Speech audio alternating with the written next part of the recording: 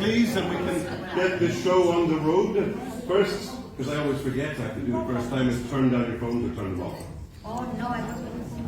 You're allowed to have a phone, Patricia. Now, to give you an update of how our day has been. As many of you know, not always does everything go to plan. And you were expecting 2 pianists tonight, you only have 1.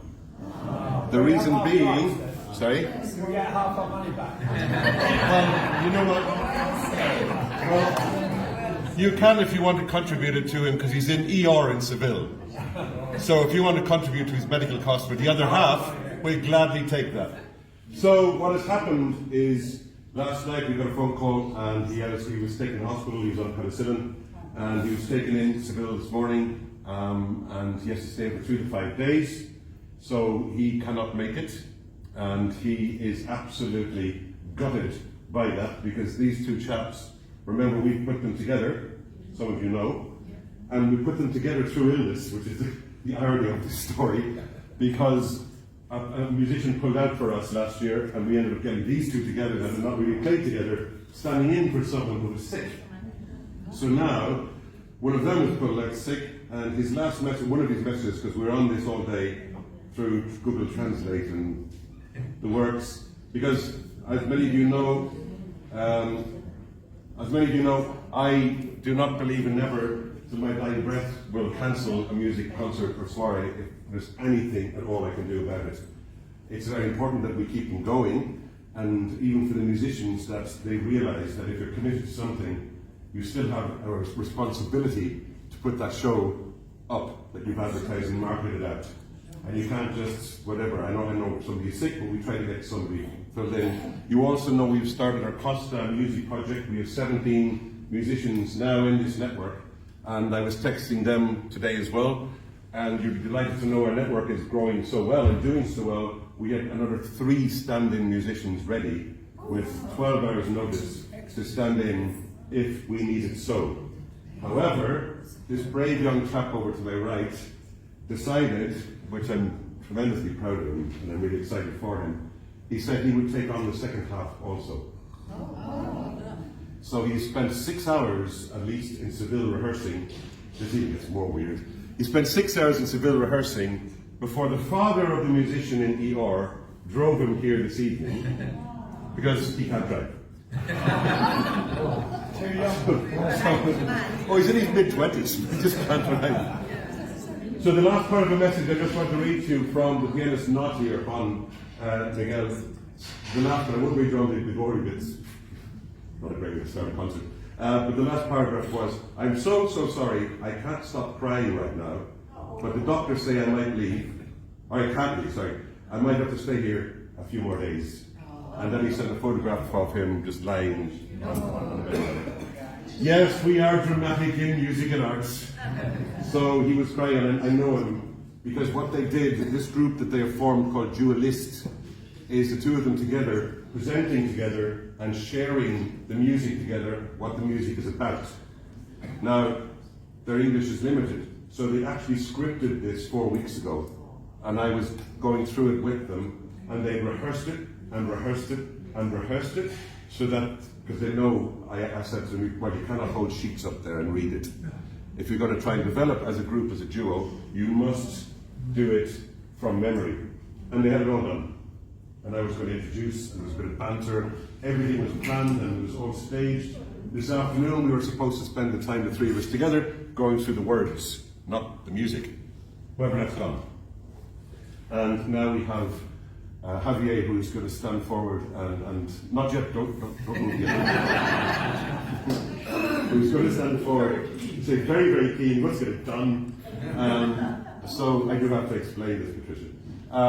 So we also brought these 2 people to Ireland, and these 2 musicians, and we had a great time with them in Waterford Crystal.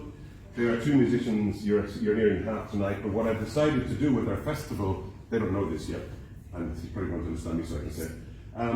What we're going to do for our festival, the opening night on the 22nd of October, I'm going to ask DuaLiszt to come and open up the festival so we can experience the hard work that they put in for this, and help them further with their careers. So we will not miss them so much, we will hear them. So on to the music. The first half, three quite interesting big pieces will be performed, and the first one is a piece by Bach, and it's called the Chromatic Fugue. Fugues, we will try and explain a fugue and its subject when Javier comes up to the piano. But what I do want to show you or explain to you first is it's called chromatic for a reason. When Bach wrote this chromatic fugue was hated by some, it was despised by others, and very few enjoyed it because it was sounds he was creating that were new and not normal. People like sounds like this, they like something like nice and happy.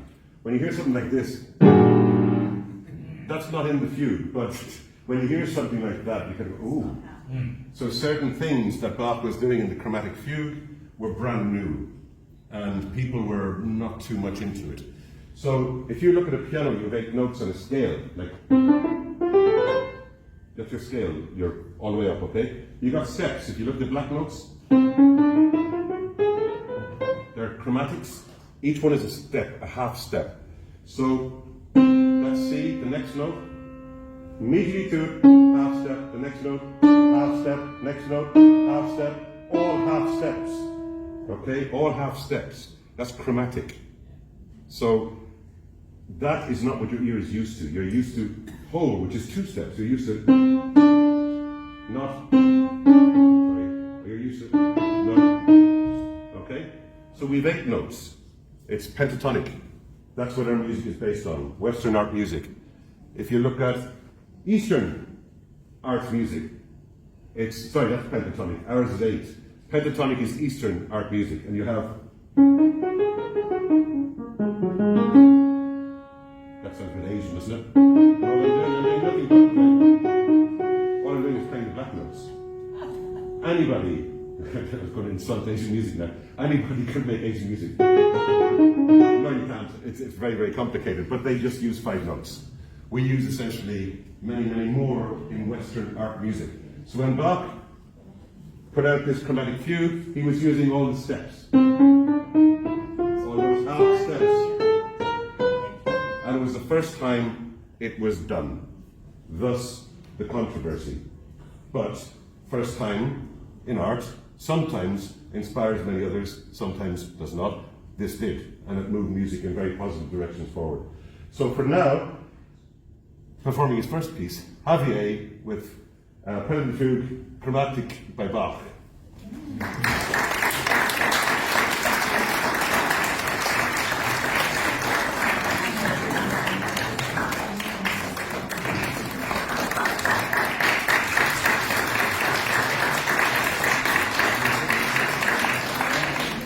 So I guarantee you, this is not child labour or anything. He is in his mid-20s.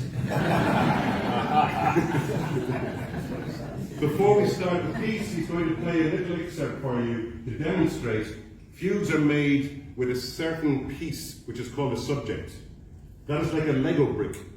And that Lego brick then is used, more Lego bricks, to build the piece of music. It becomes the foundation of the piece of music. And each subject is different and in length. So can you demonstrate the chromatic fugue subject?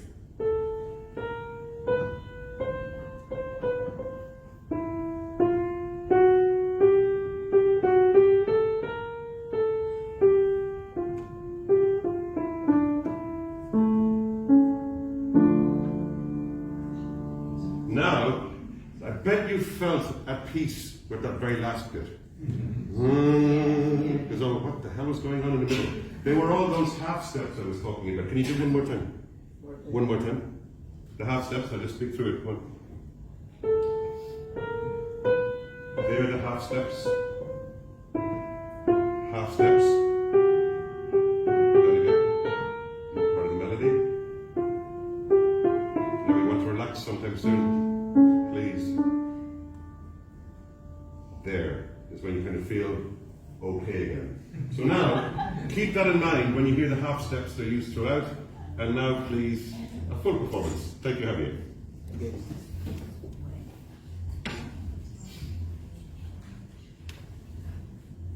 Sorry.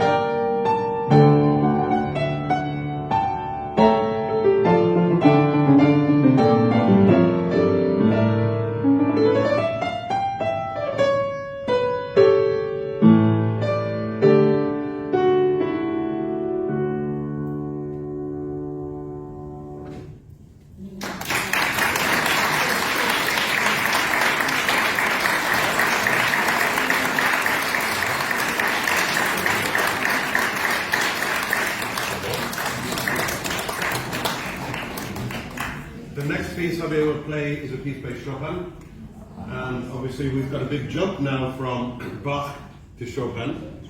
I'll talk a bit to give him a break. His fingers have been working for 8 hours now. So we're now into the Romantic era with Chopin.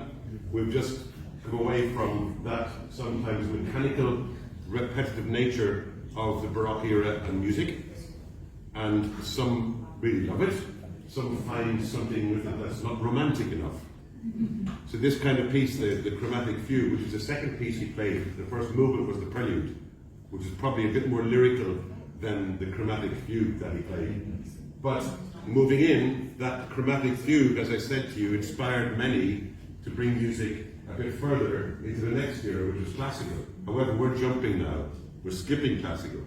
So it might mess with your ear a little, because we're jumping into the Romantic era. And about a colleague by Chopin, I think it's the only one he wrote. He wrote one.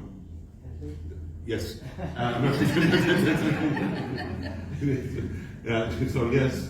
And he wrote this piece near the end of his life, and it was seen as one of his very romantic pieces and quite a challenging piece. This piece, difficult for piano. That's a yes. Piano is very difficult. Okay, so he said generally the piano itself is very difficult. So the Maracole, please enjoy. It's Chopin's, one of his great works. It is an enjoyment for pianists to play, and very, very different to the first piece you heard. Javier.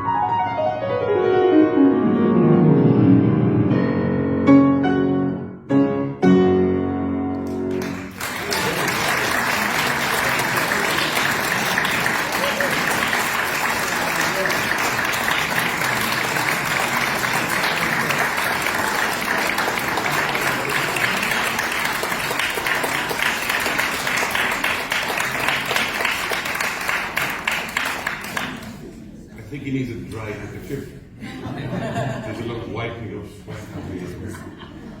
We have Garcia Abril next, and was a Spanish composer of the 20th century. Presenting music here in Spain, it's always wonderful. It's like many countries, but over here I get a great joy when we work with Spanish musicians. They will always sneak in some music from a Spanish composer. They will do it even without you knowing. If you say no, they will still do it in an encore. And I love that about them. Their nationalism, their pride in being Spanish is wonderful, because it's got a depth and breadth and a music array of classical music that we don't really know. We hear of De Falla and other composers in Spain, but there's so many that we are not aware of, like this next one coming up, who primarily was a composer for movies, other areas that were not essentially piano concertos or anything big, but very melodious, very 20th century melodious, which, remember now, we've jumped from the Romantic era of the Chopin into the 20th century. We've come at least 60 to 80 years from Chopin to this piece. And there is a difference, maybe not huge, but there is a difference. But both this and obviously the Chopin, very different to the first piece you heard. So please sit back and relax and enjoy a wonderful Spaniard Javier playing Spanish music.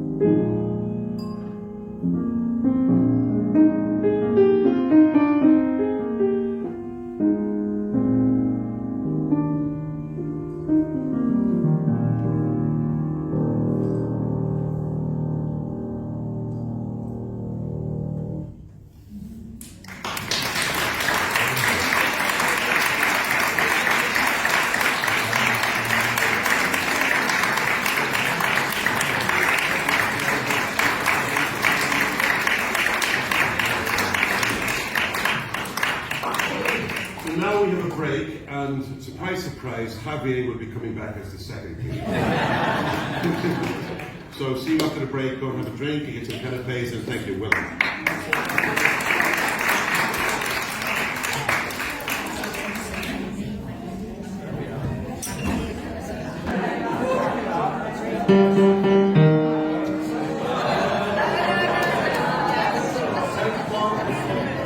Well, look at you all showing off, you know that one. You classical music snobs, you. Anyway, welcome back to this. I got actually do that's a new introduction for the second half of your already. Simon, you got the first letter right. You got the D right.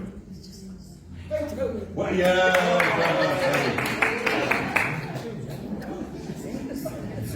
Welcome back to the second half.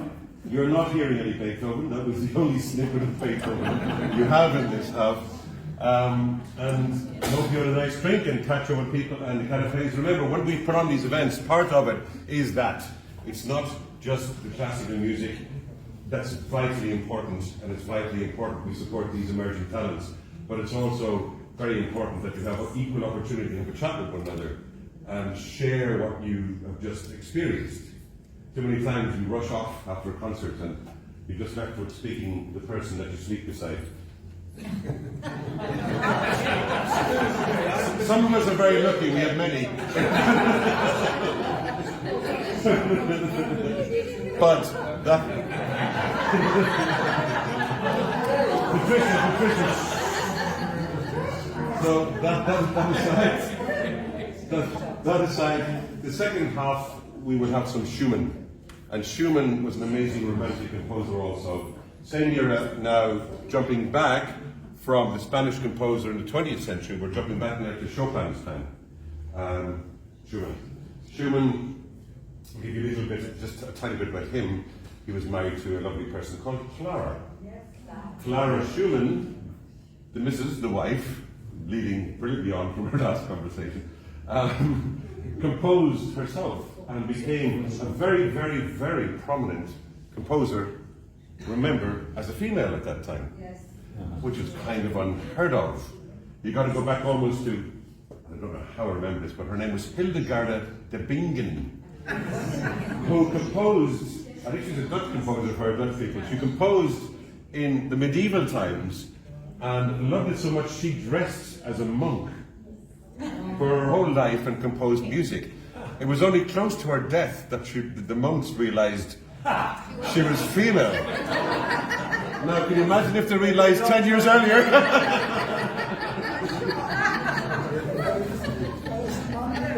I think many vows would have been broken. But that aside, so Hildegard de Bingen, that's a great name. That's, I think, why I remember it. It goes back, and she was an amazing composer for her time, but had to, reason I'm mentioning, had to dress up as a monk to be accepted as a composer. Clara was different. Clara was in the romantic period, romantic time. She could compose as herself, but not really recognized or respected because she still was female. In a man's world, especially something like this. Terrible. But now, Clara Schumann, there is a massive renaissance with Clara Schumann's music.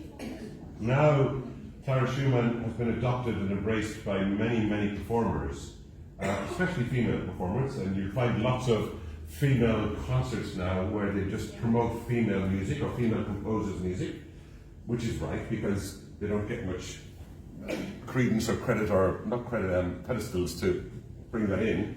And Clara Schumann was a real bastion of a composer being female for female composers nowadays, female conductors, female performers nowadays.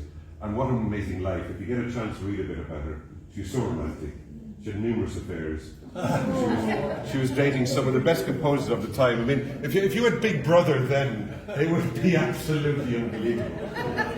So the piece, I'm going to put now Conal on the spot. What's the name of the piece, Conal? Cresveliana. Oh, look, he was listening at the break. Cresveliana is the piece that Javier is going to perform. Not all of the movements. It's eight movements, but you're doing 6 or 4. 8, but sorry, in English, No, come up here. Don't be back there. You're playing. I'm not. Javier again. Sorry.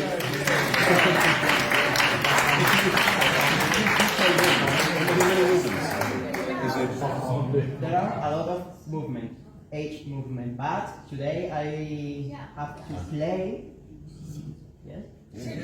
6 pieces.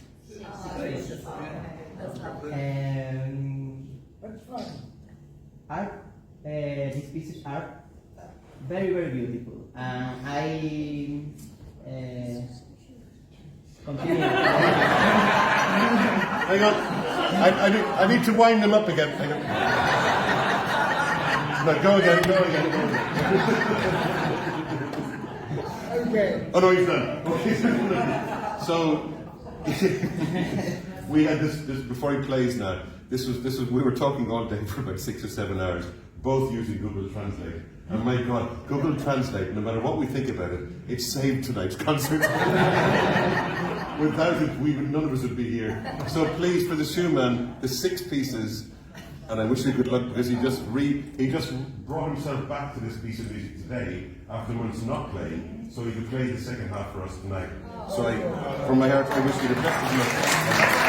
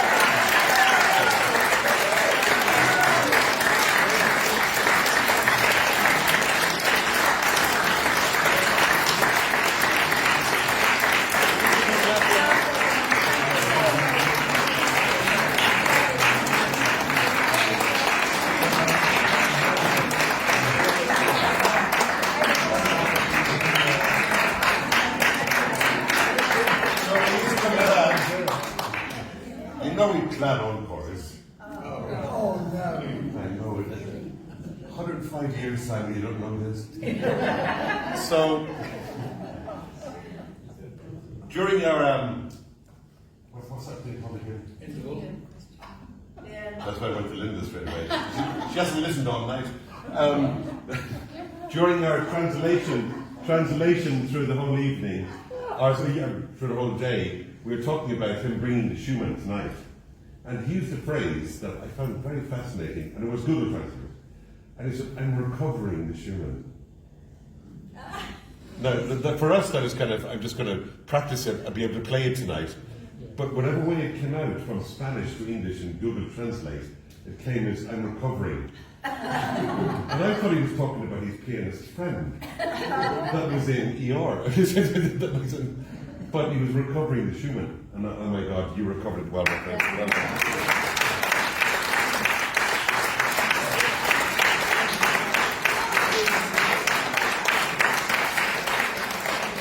Now, we have one last little thing to do. We discussed this, maybe to do a little bit of improvisation at the end, which is directly linked to Bach, which was the first piece you heard. Bach was huge in improvisation. If you're in a church and you were lucky enough to hear a Prelude and Fugue that Bach had just written for that Sunday, you wouldn't even know. You just listened and you went away. But if people were still leaving the church or whatever, he'd just improvise and keep playing. Improvisation before jazz. We know it in jazz. We know improvisation in jazz. We know it's there the whole time. That is jazz genre personified. So we thought, well, not we, I'm not doing anything.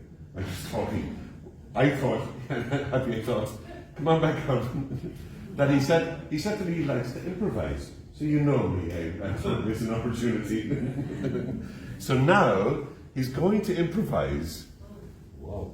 Oh, he looks so smug now. The concert's over now. I can do whatever. I'm very proud of you. Well, very proud of you. So now what he wants to do, or will do, is he's going to improvise. And he told me, just give me a key and I'll improvise. So, everybody got a key? Google Translate that. So I thought I'd give him one of the most famous keys ever composers used, and it's D minor, because Bach, Mozart, and loads of requiems are written in D minor. It's one of those lovely keys, but whatever. He does not know this. It looks like a boxer. So I'm going to give him D minor. Stop showing off.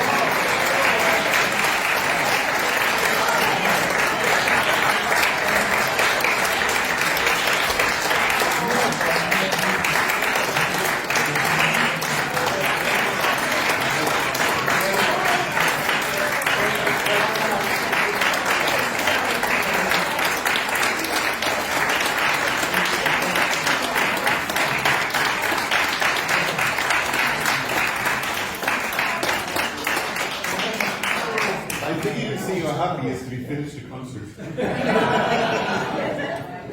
After the pressure he went through the whole day, the last little suave James Bond-esque up and down the piano. So now, if I asked him to do the same again, well, I'm not going to, but if I did an improvisation, it would be different. He wouldn't even remember what he did there. That's the power of the improvisation that was then, is now.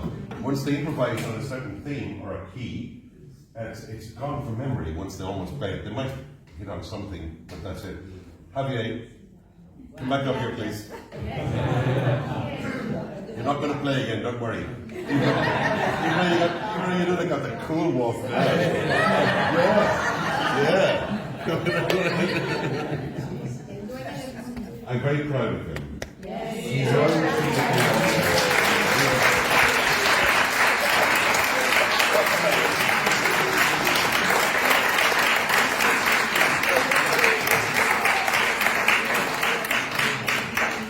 I could say anything that he wouldn't understand.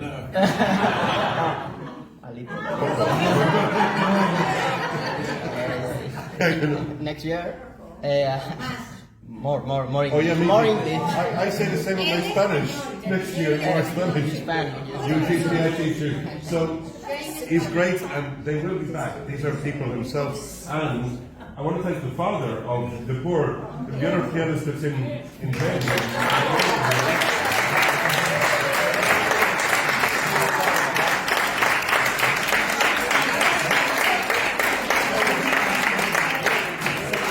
I think off the record he's changing sons because this one can earn more. You have no idea what I said to you.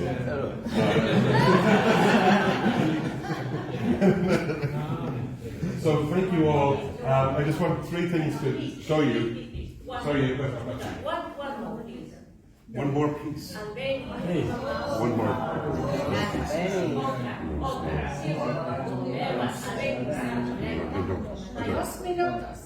Don't go first. It's not karaoke.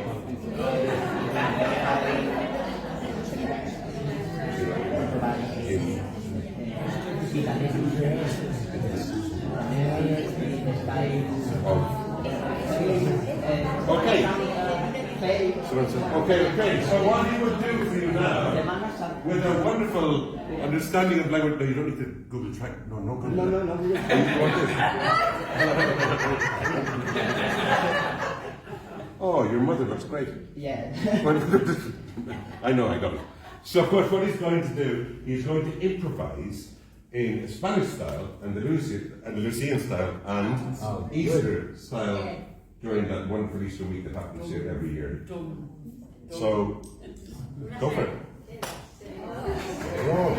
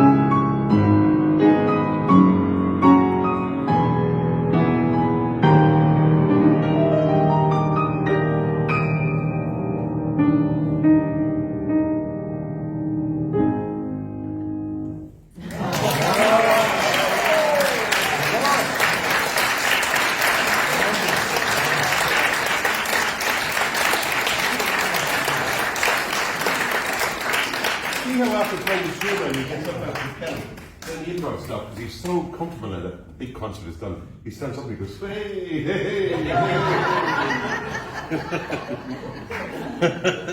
He's just relieved it's done. Well done. Thank you.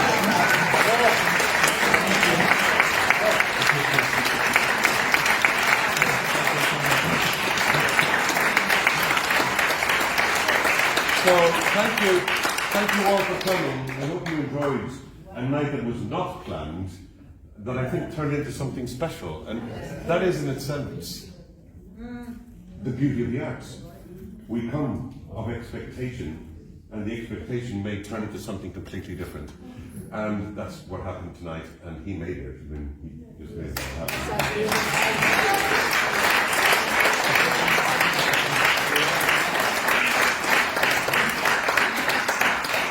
So, I did just want to mention 2 or 3 things before you leave. They will be short, Simon, because I know were you stretching or getting up to leave? Or is your glass empty? Your glass is empty. Why do you not bring your 22 tokens that you have? You can meet Javier outside. He would love to have a chat with you. Or you can have a chat with him. Bring your Google Translate. And have a glass of wine with him. We'll all have a chat with him because he's quite an amazing person. I think he's going to go far. I have utmost confidence and faith in that. Also, next month we have probably Spain's finest classical saxophonist, and he's only a few years older than Javier. He's in England at the moment, because I texted him today actually saying, could you move next month to tonight? With what was going on all day. Oh, you don't believe what I was trying to do. And he said, sorry Shane, I would love to, but I'm in London. So that didn't happen. But you hear him next month. And the month after, the biggest one we've worked on since we started this is our semi-stage Carmen opera. And we're working on it beyond belief. We've already had 4 meetings in Malaga with the soloists, the light guys, the sound guys, the costume people, the videographer. It'll be all set outside there. As you know, Carmen is set by Bizet in Andalusia. And the funny and wonderful thing is, you can sit there and look down. It's not really the Andalusia he set it for, but it's Andalusia. And you can enjoy it. And it will be fantastic. So if anybody wants to join us and become a Lisbon Club members, you can. On the way out, there are forms to pick up, or posters. Sign up for the opera one straight away, because it is limited to 60 people. And it will fill. We cannot allow more in. It's our mantra, it's 60 maximum per event. So please sign up. For now, thank you for coming. Keep supporting live classical music and music and arts anywhere and everywhere. And come outside and have a drink with this guy who kicks his leg a bit when he's Thank you very much. Thank you.